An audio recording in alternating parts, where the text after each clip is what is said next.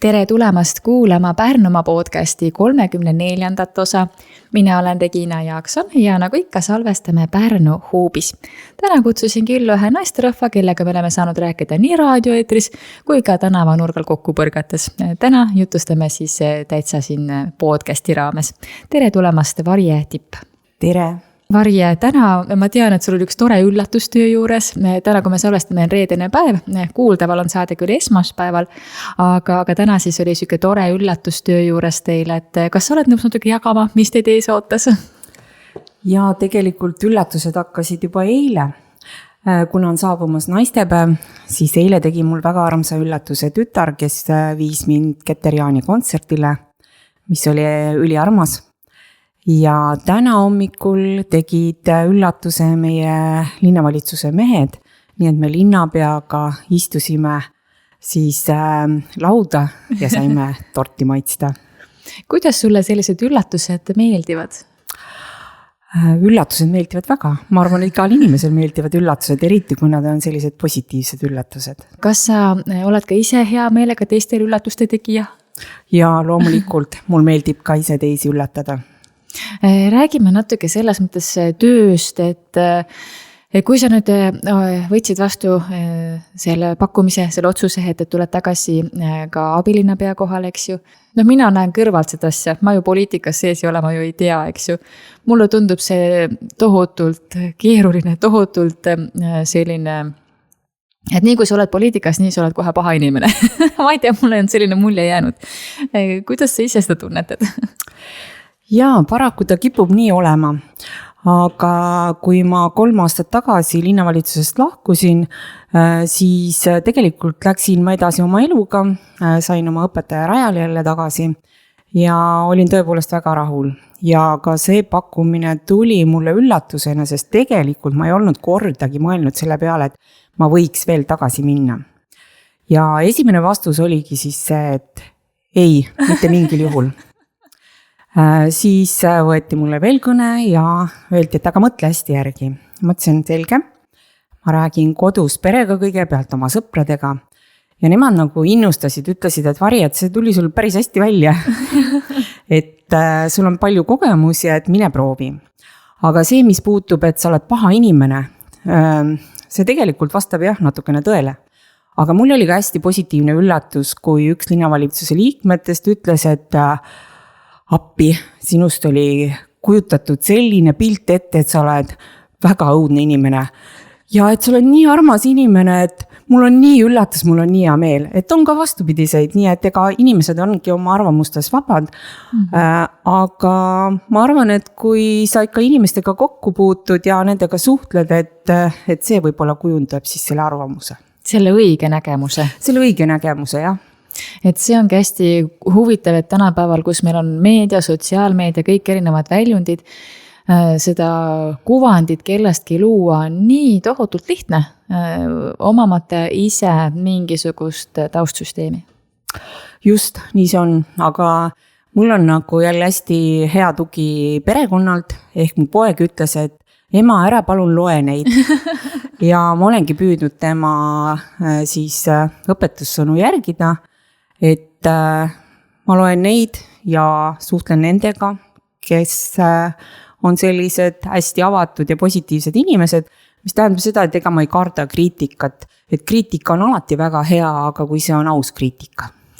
Siin on tohutult keeruline tõmmata inimesena ka seda teadlikku joont, et ma võtan vastu konstruktiivse kriitika või see on kellegi lihtsalt, ütleme siis, lahmimine.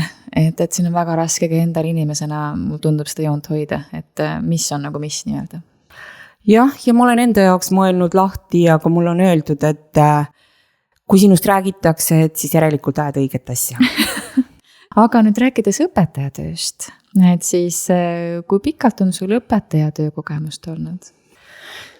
Õpetajatöö kogemust on päris palju, et ma olen töötanud nii kehalise kasvatusõpetajana, olen algklassiõpetajana, infotehnoloogia õpetajana ja viimane amet oli multimeedia õpetajana. Nii et õpetaja ametit olen pidanud päris palju ja see on ka olnud hästi huvitav, hästi arendav. Viimane töökogemus, mis mul oli Pärnu Koidula gümnaasiumis multimeediaõpetajana, siis oli hästi äge see, et me rikastasime õpilastega teineteist, sest täna ei ole ainult ühte teadmist, et õpetaja annab selle teadmise ja paneb õpilasele pähe, vaid täna on nii avatud maailm, et õpilased õpetavad sind, jagavad sulle kogemusi, et see on nagu hästi rikastav. Kuidas sinust sai õpetaja? Kõik algab tavaliselt kodust ja kui sul on ema, isa, tädi, kõik on õpetajad, siis nagu oli loomulik, et ma ei saanudki midagi muud mõelda, et minust peab ka õpetaja saama ja nii see juhtus. Ja siis esimene valik oli kehaline kasvatus. Ja kuna mulle sporti meeldis väga teha, siis läksin kehakultuuri, töötasin ka hiljem spordimetoodikuna ja nii see läks ja siis nagu ikka, et on elukestev õpe ja karjäärid muutuvad ja siis õppisin ümber veel klassiõpetajaks, siis hakkasin infotehnoloogiat õppima, nii ta läks. Mida tähendab infotehnoloogia õpetamine? Et mis see nagu tähendab? Et mina, kes ma nii arvutispets ei ole, tundub, et see on nagu tohutult keeruline. Tegelikult ei ole ta üldse keeruline, et mul on hästi palju olnud elus juhuseid, et sattusin ühte programmi, mis oli infotehnoloogia kasutamine õppetöös, kui oli veel FARE programm ja sattusin ühte gruppi, üleriigilisse gruppi, kus me läksime siis Tamperesse õppima naabritelt, et kuidas siis õppetöös arvuteid kasutatakse.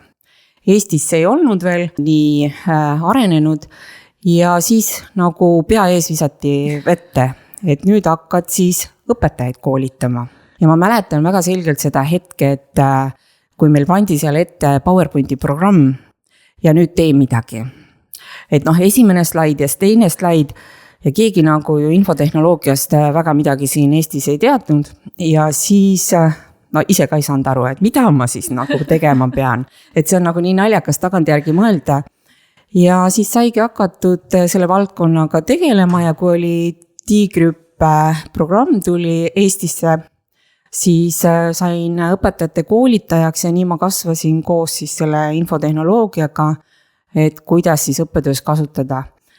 Ja nüüd oli nagu väga lahe ka see, et nüüd on T-Group 2, just nagu siis tehisintellekti rakendamine õppetöös, et sellega sain alustada ka siis Koidula gümnaasiumis selle programmiga, ehk siis ka jälle tegime õpiringe õpetajatele, õpilastega hästi palju arutasime nendel teemadel, katsetasime, kasutasime, et hästi põnev aeg on olnud. Kas on võimalik võrrelda ka seda, kui sa alustasid õpetajana või seda, kuidas õpilased tänapäeval on, et see maailm mulle tundub, et on nii tohutult palju muutunud? Jaa, ta on väga palju muutunud. Sest tänapäeval õpitakse tõepoolest igal pool ja mis on hästi tore, et just noored saavad õppida erinevates võrgustikes, et kui neil meeldib mingi valdkond, siis neil tekitavad enda ümber selle grupi, kus nad arutavad, küsivad, katsetavad, proovivad, õpivad, et see on hoopis teistsugune, kui me olime sellises suletud maailmas, kus me oli õppimine ainult klassiruumis peamiselt.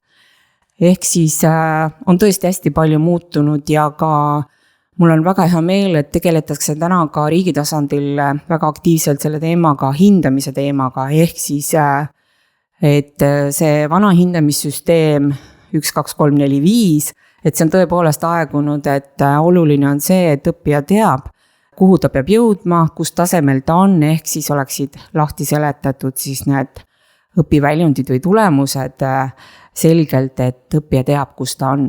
Et hästi palju on muutunud. Teisipidi see on hästi süke nagu keeruline justkui, et on mingid muutused, aga samas see on nagu nii oluline, et käia kaasas sellise sammuga, mis nagu ongi tulevik, on ju. Et siin üks päev rääkisin kellegagi podcastis just selle sama PISA testide tausta tulemusel. Et PISA testid on meil Eestis tohutult heal tasemel, meie õpilased õpivad väga hästi. No tõesti Euroopa ja maailma kontekstis väga-väga tublid. ja samas, kui me ka vaatame seda, mis nagu tööealises keskkonnas toimub, siis on väga palju läbipõlemist, väga palju vaimse tervise probleeme, et kui palju need võivad üldse omavahel seotud olla, et noorena oleme kogu aeg mingisuguses kiires tempos, peame tõestama, et me oleme väga tublid, eks ju. Keegi ei taha tahvli ees rumalaks jääda, kõik kardavad eksida, on ju. Ja siis me nagu paneme tambiga gümnaasiumi lõpuni välja. Mõnel on siis rahunemise periood, mõnel läheb edasi kohe ülikool ja siis ühelt maalt ongi see, et jõuate tööealisse ikka ja siis on see läbipõlemise oht nii suur, sest et mingi tamp on kogu aeg peal olnud. Jaa, see kindlasti on ka üks teema, mis võib tekkida koolis. Aga ma arvan, et see teema on laiem. See tuleb kindlasti ka juba kodudest mingil määral, mitte et ma ei süüdista kodusid, vaid paraku vanemad peavad võitlema selle eest, et nad saavad oma lapsed kasvatatud, et oleks toit laual ja kui noor käib erinevates seltskondades ringi, ta tahab ju olla samamoodi tubli ja võib-olla on ka see selline laiem teema ja minu meelest üldse väärtused ja väärtuskasvatus üldse nagu meie ühiskonnas on kuidagi tahaplaanile jäänud, et me kuuleme kõike, me võime öelda välja kõike, me tunneme ennast solvatuna, me satume stressi.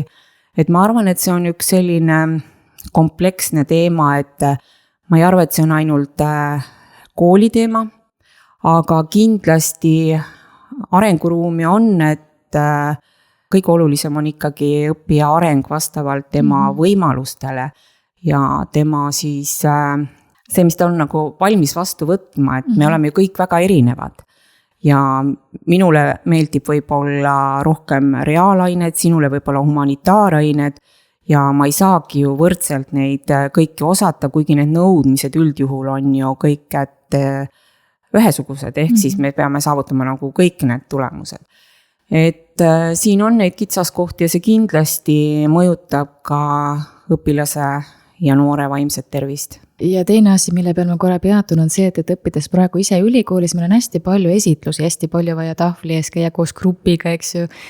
Ja iga kord enne esitlust on ikka selline väike pinge, et selline tunne, et ma nüüd pean minema tahvli ette ja teistele midagi nagu nii-öelda esitlema.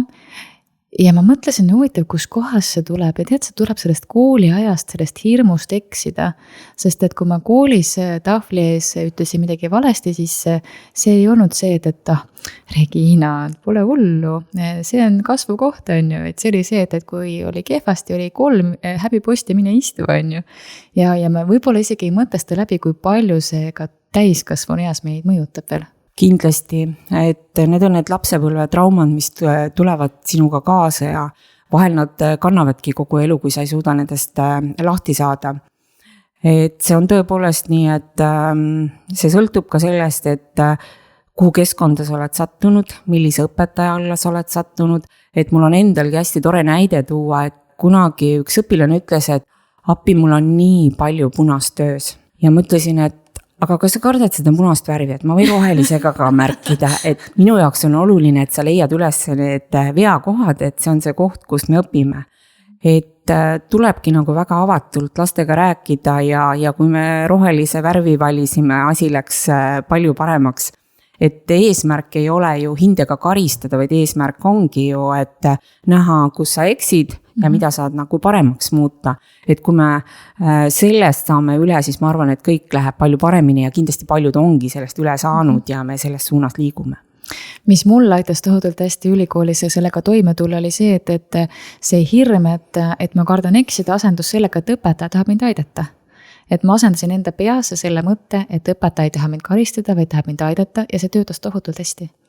Ja ma olen sinuga jällegi väga nõus, et ma olen ka päris palju peale siis esimest kõrgharidust ennast täiendanud ja täpselt sama seis tekkis, et kuidagi täiskasvanuid õpetatakse teistmoodi, just nagu nad oleksid teistsugused inimesed. Võetakse nagu palju paremini seda vastu, kui ta eksib, aga kuidagi, et kui sa oled koolilaps, ehk siis oled põhikoolis, siis kuidagi sa ei tohi eksida ja see on nagu halb, et mis, et ei teagi seda.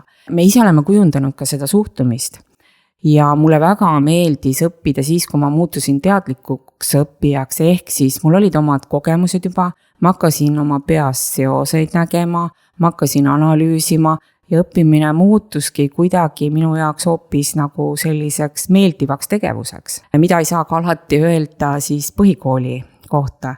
Ja mis mul endal kooliaast on nagu väga meelde jäänud, et me väga palju nagu tuupisimegi asju selgeks ja me sisu teadmata või mõistmata ja tagantjärgi, kui ma mõtlen sellele neid näiteid, siis jah, et seosed on hästi oluline luua ja kui õppida nii, et ma tahangi seda teada saada või kuidagi, et see on seotud minu eluga või et mul võib seda vaja minna, siis ma hoopis teise pilguga vaatan sellele õppimisele otsa. Ja mul tundub, et siin kohal on vanematel ja õpetajatel tohutu suur võimalus õpilastes selle huvi tekitamiseks. Ja seda on väga palju, et mul on selles suhtes Eesti koolisüsteemi üle väga hea meel, et õpetajal on antud väga palju vabadust. Et ma võin väga loovalt läheneda, kõik see on minu enda teha, kuidas ma õpetan. Ja noore õpetajana ma mäletan, et see esimene, kui ma klassiõpetaja olin, see esimene ring oli ka minul väga tugev õppimise koht ja teine ring juba ma nägin asju hoopis teistmoodi. Et eks me ikka vajame seda kogemust, oma vigadest õppimist ja nii see on. Mulle tundub õpetaja töö puhul üpris keeruline just seesama, et õpilased tulevad ja nad lähevad, nad ei jää. Ja see on üksikud aastad, millega ju saad nendega koos kasvada, tegutseda. Heal juhul mõni tuleb ja peale kooli lõppu ütleb, tere õpetaja, nii tore näha on ju. Aga kuidagi on kurb mõelda, et justkui oled nii palju andnud ja siis lähevad ära pesast kõik. Ja see on tõesti nii, et kui see 4. klass tuli ja need lapsed läksid, siis oli väga kurb meel. Aga samas on see side kuidagi jäänud, et ikka kui tänaval vastu tulevad, ajavad juttu ja nüüd oli mul hea võimalus oma õpilasega käia Vaasal tööreisil ja see oli nagu nii äge, et õpetaja ja õpilane ja nüüd on kolleegid ja siis me meenutasime kooliaega, et väga tore. Kui te meenutate kooliaega, kas teie nagu mälestuste tõlgendamised on sarnased, et kas mäletate erinevalt mingeid asju või oli võrdlemisi sarnane selline mälupank? Oli sarnasusi ja oli väga palju erinevusi ja oli neid, mida mäletas üks ja mida mäletas teine. Hästi kihvt on korraks niimoodi tagasi käia. Väga lahe oli, väga lahe. Kui vaatad tagasi enda koolis õppimise aja peale, kui täitsa põhikooliealine olid, mis olid sinu sellised lemmikained ja tugevused? Mulle tegelikult meeldisid rohkem reaalained, nagu ikka õpilastel või noortel või lastel meeldib ikka laulmine, meeldib kehaline kasvatus, sellised loovad ained. Aga kui ma üldse mõtlen kooliajale tagasi, siis mis mulle nagu väga meeldis, et kui täna rõhutakse väga seda kaasavat haridust ja siis väikeklasse, et olid ju ka meil omal ajal krutskitega klassivennad ja oli ka neid, kes ei saanud kõikidest asjadest aru. Ja ma ei tea, see ei olnud nagu meie jaoks üldse probleem. Ja õpetaja pani ka vahel istuma niimoodi, et kes oli selline tragim ja nutikam, pani just natukene nõrgem õpilasega istuma, et läbi õpetamise ju me õpime ise ka väga palju ja ma ei mäleta, et see oleks olnud nagu mingi probleem. Ja kui ma täna tõmban paralleelid sellele kaasavale haridusele ja kõikidele nendele väikeklassidele, et kas see on alati väga õige, et see on minu arvamus, kui ma tõmban paralleelid siis oma koolieale, et võib-olla on siin ka üks selline mõtlemise koht. Eks paistab, kuhu see lõppkokkuvõttes välja jõuab, et ma kahtlustan, et ka selles valdkonnas on päris suured muutused ja arengud ees ootamas, aga sellele me täna siin ju ka vesteldes lahendust ei leia koos. Ei, kindlasti mitte. Aga kui rääkida nüüd poliitikast, kuidas sa poliitikasse jõudsid, et kui meie sinuga esimest korda kohtusime, siis sa juba olid poliitikas, et ma isegi eelnevat aega ei tea, et kuidas sa sinna poliitikasse jõudsid? see on väga hea küsimus. Et kas ma sinna üldse olen jõudnudki, sest ma tegelikult ennast poliitikuks sõna otseses mõttes ei pea. Aga jah, seal ma tõepoolest täna olen. Ma arvan, et see on juba 20 aasta tagune, kui kutsuti mind kandideerima valimisliitu. Ja lihtsalt siis kandideerisin, nii oligi, nagu ikka nimekirjadesse inimesi vaja. Kandideerisin, järgmine kord kutsuti ka, siis kutsuti juba kaasa rääkima rohkem. Ja kui ma olin Keskerakonnas, siis juhtus selline huvitav asi, et Kadri Simson läks Riigikogust ära, läks Euroopasse. Marko Soorin, kes oli siis abilinnapea, läks Kadri asemel Riigikokku. Ja kuna haridusvaldkonnas meil siin Pärnus rohkem väga ei olnud, siis tehtigi mulle see ettepanek, et mine proovi. Siis tookord ma mäletan ka, et ega ma väga vaimustuses ei olnud. Aga see esimene ring, mis sai ära käidud, et ma arvan, et kui sul on ikkagi kogemust ja teadmist ja sa tahad midagi paremaks muuta, et ega see ei ole väga halb variant, kui on valdkonna inimene, kes on juba pikka aega kogemusi saanud, kogunud, et näeb seda laiemat pilti. Et see nii on ja ma arvan, et poliitikas ju sa ei tee üksi midagi, see on meeskonnatöö. Ja kui sul on väga hea meeskond, siis miks mitte? Samas on see väga-väga pingeline. Kuidas sina oskad leida seda tasakaalu, seda rahutunnet, et mitte siis nagu ülepeakaela poliitikasse sisse uppuda? No üks on see, et ära võta südamesse kõike. Et kõike võib ju sulle öelda ja sa oledki halb ja võib laimata. Et see on üks pool, et sa ei tohi nagu asju hinge võtta. Ehk siis võib-olla varasemalt ma seda nii hästi ei osanud teha, aga nüüd ma olen seda õppinud. Minu jaoks on nagu elus palju olulisemaid väärtuseid, ehk siis mis on oluline üldse elus. Teine on see, et mul on kodus lemmikloom, ehk siis nemad on hästi siirad, ausad. Ja kui ta tuleb sulle sülle ja vaatab su suurte silmadega otsa, et siis on nagu kõik mured kadunud, et see on nagu palju olulisem, et sul on tervis korras, et sul on pereliikmed terved, et sul on kodu. Ja kus ma ennast maandan, et ma olen hästi suur looduse inimene. Ehk siis igal vabal hetkel siis oma maakodus jõulumäe lähedal, jalutan metsas, vaatan igat puud, lindu. Suvel meeldib hästi rattaga sõita, ujumas käia. Et see ongi see, kus ma saan jõudu, pingeid maandada ja ikkagi eelkõige pere, kes on hästi toetav ja minu sõbrad. Ma ei mõtlema, kas sinul kutsu, ta on ju natukene suuremat sorti või ma ajan praegu sassi? Tegelikult tütrel koerad, aga nad on ju ka pereliikmed, ehk siis nendega saab ju ka aega veedetud, et on küll ja on suur koer. Ma mõtlen, et kas tema nüüd tuleb sülle või ta on ju 3 korda suurem kui sina? Ei, mul on kass, kes tuleb ja hüppab sülle, aga ta armastab ka sülle tulla, aga tema ei mahu sülle enam ära ja. Ma mõtlen, et ta on mega suur. Ta on tõesti suur, aga väga siiras. Aga nüüd rääkides veel maakodu teemadest, et kas see on see koht, kus ka saadki lihtsalt panna telefoni täiesti ära ja olla ka ainult selle looduse keskel? Või see on ka see koht, kus sa näiteks teed kodukontori päevis või see on see nagu pühamu? Pigem on see ikka see koht, kus ma viskan telefoni ära ja kuna ta on nii kauni koha peal täpselt metsa all ja seal on hästi kaunis loodus, et seal ma ikkagi viskan kõik asjad ära, et ma pean ütlema, et pean tunnistama, et ma vahel ikka võtan endale töölepaka kaasa ka, aga millegipärast ma sõidan samamoodi sellega pärast tagasi. See üks koht peab olema, see täiesti pingete maandamise koht, et ei tekiks sellega seoseid nii-öelda tööalaseid, et siis järgmine kord, kui minna, siis on, see on see minu rahuoaas. Ja see on minu rahuoaas.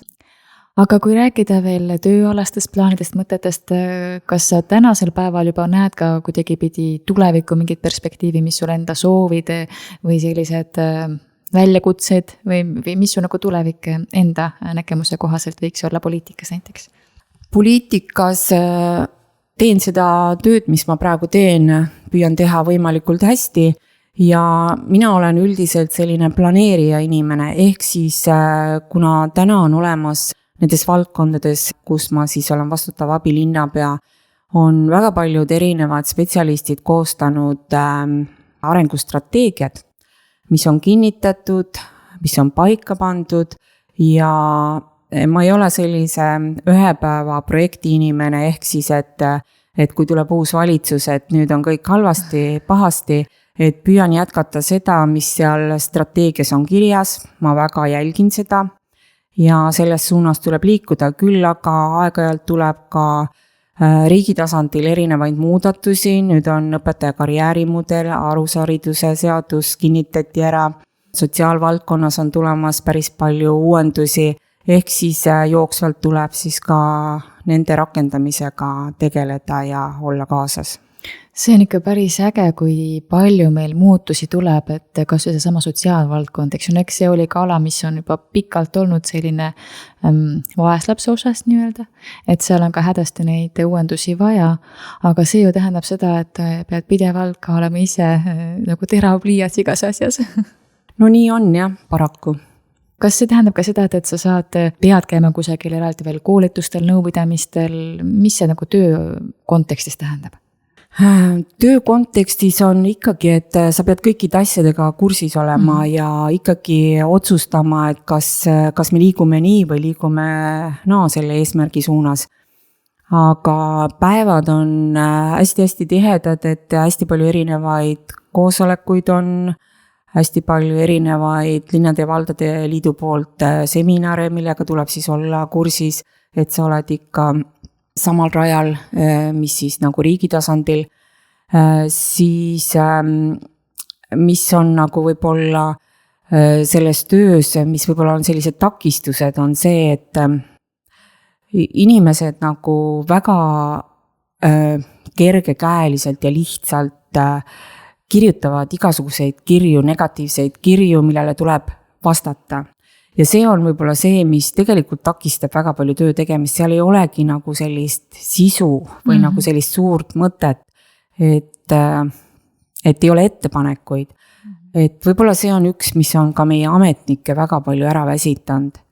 Et siinkohal küll ma tahaks öelda, et ma ei ole ise olnud kunagi selline tühja kirja kirjutaja või selline negatiivse fooni looja, et kutsuks küll siin inimesi kaasa mõtlema pigem positiivselt, kuidas asju paremaks muuta, häid ettepanekuid tooma, et me lihtsalt ei tegeleks asjadega, mis ei vii kuskile. Mul oli alles hiljuti ühes vestluses selline huvitav tähelepanek, et jääb kohati nagu mulje, et praegusele linnavalitsusele ei taheta isegi võimalust anda.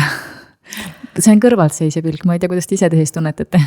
No eks me tunnetame ise seda sama, et kui öeldakse, et 100 kriitikavaba päeva, siis algas esimesest päevast tohutu kriitika. Üks oli ju see lasteaedade toitlustuse teema, et sinna on nagu väga sügavalt sisse mindud, on palju kordi kohtutud nii siis teenusepakkujaga kui siis lasteaiajuhtidega, räägitud, kõneletud, kirjutatud, kokkuvõtteid tehtud, siis tegelikult, kui lasteaiajuhid ütlevad, et neil ei ole probleemi, et üksikuid ikka tuleb toitlustamises, et eks meil endalgi tuleb kodus, aga et midagi sellist katastroofilist oleks, et seda ei ole, et tõepoolest alguses oli natukene konarlik, aga ma ei ütle ka eelmise valitsuse kohta midagi, et eks järk-järgult püüti paremaks muuta ja ta ongi järk-järgult paremaks läinud.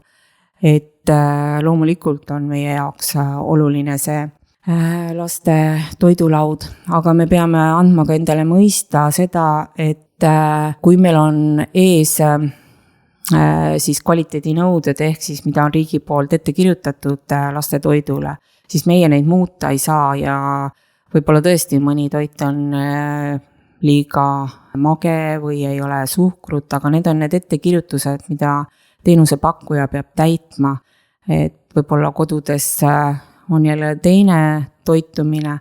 Eks see toobki kaasa sellist pahameelt, aga õnneks on üksikuid lapsevanemaid, kes ei ole rahul ja see on alati ühiskonnas, et on neid, kes ei ole rahul, aga enamus ikkagi on rahul toiduga ja kui midagi katastroofilist on, eks siis tuleb edasi tegutseda, et. Aga see meie ühiskonnas ongi see, et see, kes rahul on, tema enda arvamust ei avalda. Jaa, see tegelikult nii on, et see, mis meil on hästi, me peame seda loomulikuks ja selle kohta meil ei ole vaja oma energiat kulutada. Et pigem on see, et mis foonil jääb ikkagi see negatiivne, aga see vastab tõele jah, et kuidagi väsitav on see surve, et kõik on halvasti ja midagi ei tehta ja kuulge, andke natukene aega, et meil on tublid spetsialistid, kellega me koostöös kõiki asju veame edasi samamoodi, mis eelnevalt. Meil on ees strateegiad, kuhu me liigume, et midagi ei ole siin üleöö muutunud. No see ongi lihtsalt see, et justkui on tunne, et nüüd on kõik nii uus, kindlasti on kõik uued suunad ja siis on see, et ega kui tulevad muudatused, ega siis me ju inimestena ei taha neid muudatusi, me mõtleme küll, me tahame, aga siis kui on keegi ütleb, et no teeme siis muudatusi, ega siis ju tahaks jälle hakata nagu protestima. Ma arvan, et see vist kahjuks on osa inimeseks olemisest. Ja muudatused on üldse väga keeruline teema, et ja muudatuste juhtimine, et eks meil muutused väga ei meeldi kellegile, aga paraku ühiskond areneb edasi ja kuna me linnavalitsuses oleme ka ju vastutavad avaliku raha kasutamise eest, maksumaksja raha, et siis tuleb seda väga mõistlikult ju ka osata kasutada ja iga otsus peab olema kaalutletud, et me teda lihtsalt ei kuluta niisama, et kui on mõistlikum ja efektiivsemalt toimetada.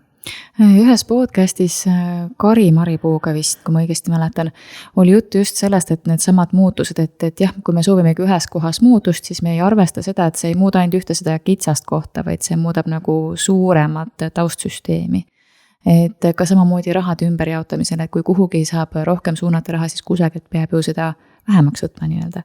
Et rahakott on ju sama suurusega nii-öelda. Jah, paraku ta nii on, et ega raha juurde ei tule. Kui me ju saame ainult ju eks suuresti meie tublidele ettevõtjatele, et sellega tuleb ju hakkama saada ja tuleb teha ka prioriteete. Ehk siis täna ma näengi sotsiaalvaldkonnas ju tegelikult kulud ju kasvavad, sest inimestel on väga raske, me teame, et elektrihind on tõusnud, igapäevaselt jälle midagi tõuseb, see mõjutab väga inimesi. Ja see on see, mida kohalik omavalitsus peab tagama, ehk siis see on prioriteet number 1.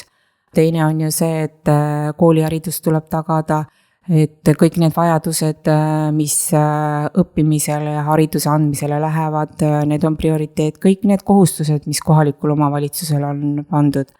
Siis edasi tuleb vaadata, kui palju siis on võimalik erinevaid toetuseid jagada, et meie spordiklubid töötavad, et meie kultuurikollektiivid saaksid toimetada. Ja loomulikult ju linn vajab ka investeerimist, ehk siis arenemist. Nii et ta nii on ja eks see ongi linnavalitsuse otsus, et neid tarku otsuseid teha, et kõik oleksid linna inimesed rahul, aga rahul ei saa kunagi olla kõik. Aga püüame. Mulle tundub, et aeg-ajalt võiks iga inimene korraks tulla linnavalitsusse kellegi töö varjuks, et näha seda päris tööd. Et kusagil kaugel olles on väga lihtne visata lihtsalt kriitikanooli omamata täit infot ja ülevaadet. Et kui olla selle sees, et siis ikka näed, millega seal majas tegeletakse. Ma olen täiesti nõus sellega ja kutsungi kõiki, kes tahavad, tulge vaadake, tulge töövarjuks, ma olen noori kutsunud. Ka, et nad näevad, et nendest ju kasvavad tuleviku valitsejad ja poliitikud. Aga see on ülioluline jah, et mul on endal tuua näiteid, et kes väga palju kriitikanoote minu pihta jagab, olen teinud ettepaneku, et tulge räägime, aga nad ei tule, et parem on nagu anonüümselt hea nagu kirjutada ja sellised sapised olla, aga ma tõesti kutsun, et tegelikult tule ja räägi, et räägime asjadest, et vahel ongi nii, et tuleb ju erinevaid anekdootegi meelde, et kus ollakse pahased üksteise peale ja sellepärast, et asjad on lahti rääkimata. Et minu kutse on küll, et tule räägi. see on väga-väga hea mõte ja ma loodan, et sellest haaratakse kinni. Et kuidagi mulle jääb mulje, et on nagu teedki välja kuidagi nii-öelda anonüümselt laimata. Justkui, et ma ei pea selle inimesele silma vaatama ja talle ütlema, et kuule, et võib-olla mulle see nagu ei meeldi, et mis me saame siin teha ja võib-olla ma saaksin kuulata sinu nägemust ja sinu sellist ülevaadet, et ma saaksin ka enda arvamust muuta, eks ju. Et vahetevahel tundub, et see nagu eestlasele nii kohutavalt keeruline. ja mitte ainult kuulda, vaid ka põhjendada, eks ju, et miks see nii on ja miks see vajalik on see muudatus teha näiteks. Et nii ta on, jah. Aga need hetked, kui tõesti ongi, kutsud inimest avatud dialoogile, aga ei tule, lihtsalt tuleb ikka see internetis mingisugune enda arvamuse lihtsalt jagamine, eks ju. Et kuidas sa nende olukordadega toime tuled? Et kas see ongi see koht, kus perekond aitab, kas see ongi see koht, kus need loomad ja loodus aitab või kuidas sa nagu enda sees sellega toime tuled? No nagu ma juba korral mainisin, et pigem on see, et ma ei ole nende jälgijad, kes kogu aeg ongi negatiivsed, et öeldakse, et negatiivsusega tõmbad negatiivsust endale ka ligi, et pigem ma jälgin neid, kes on arukad ja positiivseid arvavad asjadest. Aga ma olen pannud tähele, kuna ma olen ise hästi palju sotsiaalmeedias tegelikult ka varasemalt jälginud tänu oma sellele ametile, et kui tuli Facebook, mis mul väga meeldis, hästi positiivsed olid kõik kommentaarid, inimesed kommenteerisid oma nimede alt ja kuidagi hästi toetavad ja positiivsed olid. Siis täna on see täiesti pea peale pööratud. Ma näen ainult seal pidevalt ärapanemist, halvustavat, aga ma arvan, et see on see peegel, meie ühiskonna peegel, et me peaksime vaatama ühiskonnas laiemalt, et mis meil on valesti, miks see nii on, sest inimene ju tegelikult oma loomult on hea, et ta ei ole ju paha, aga miks ta selliseks on muutunud, miks ta selline kibestunud on, et see on võib-olla see koht, mis vajab rohkem sissevaatamist ja analüüsimist, et miks see nii on. Ja mulle endal on lihtsalt jäänud selline tunne, et kõik need kriisid, mis meil on siin alates koroonast lõpetades sõdadest siinpoole, sealpoole, kaugemale, lähemale, et see kõik lihtsalt ruineerib inimese vaimset tervist ja ta ei tule toime muud moodi. Ja ta ei oska lihtsalt muud moodi sellega hakkama saada, kui et välja elada nii-öelda sapiliselt või sapiselt, eks ju.